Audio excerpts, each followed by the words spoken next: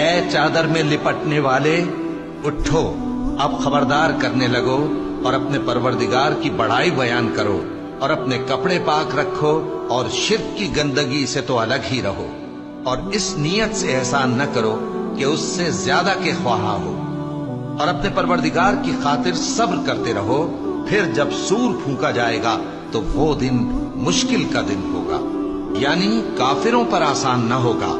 مجھے اس شخص سے سمجھ لینے دو جس کو میں نے اکیلا پیدا کیا، اور میں نے اس کو بہت سا مال دیا اور ہر وقت حاضر رہنے والے بیٹے دیے، اور اس کو ہر طرح کے سامان میں وسعت دی، پھر بھی لالچ رکھتا ہے کہ میں اسے اور زیادہ دوں۔ ایسا ہرگز نہیں ہوگا، یہ ہماری آیتوں کا بڑا مخالف رہا ہے۔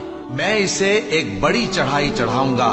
اس نے غور و فکر کیا اور ایک بات ٹھہرا لی، یہ مارا جائے۔ اس نے کیسی تجویز کی، پھر یہ مارا جائے۔